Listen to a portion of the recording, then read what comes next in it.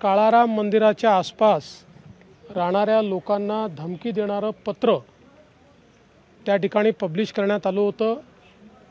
ते ज्यांनी पब्लिश केलं त्याला अटक करण्यात आलेली आहे आणि त्यातनं हे लक्षात आलं की दुसऱ्या व्यक्तीशी वैमनस्य काढण्याकरता त्यांनी तशा प्रकारचं पत्रक की ज्याच्यामध्ये दलित समाजाला धमकी दिलेली आहे आणि निळे झेंडे लावू नका वगैरे अशा प्रकारचं जे काही मेन्शन केलेलं आहे, दुर्दैवाने ज्यांनी पत्रक काढलेलं आहे तोही अनुसूचित जाती प्रवर्गाचाच आहे आणि कुठल्या तरी वेगळ्या हेतूनं काढलेलं ते पत्रक आहे।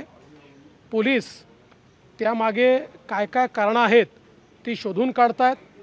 त्याच्याकडे 4 मोबाईल 2 लॅपटॉप मिळालेले आहेत।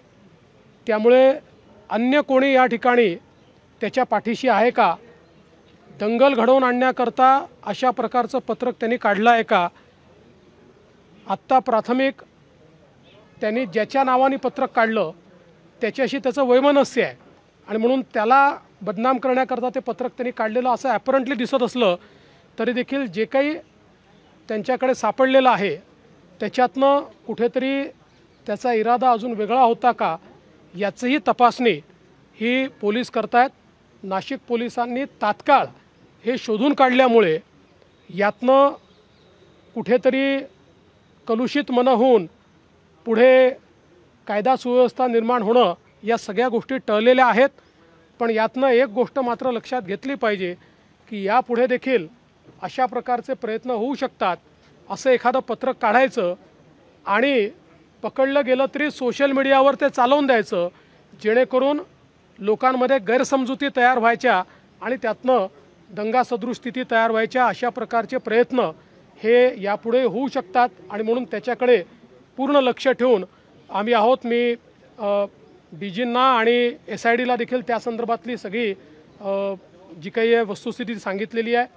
काय राजकीय नेत्यांनी देखील काल ते पत्रक ट्विट वगैरे केलं। त्यांनाही माझी विनंती आहे की अशा प्रकारच्या गोष्टींमध्ये शहानिशा न करता वस्तुस्थिती न पाहता अशा प्रकारे जर आपण कराल तर त्यातनं समाजामध्ये तेढ निर्माण होईल। कालच्या प्रकरणामध्ये आता पूर्णपणे सगळं सत्य बाहेर आलेलं आहे। महाराष्ट्रातील सर्व बातम्यांचे विश्वासार्ह व्यासपीठ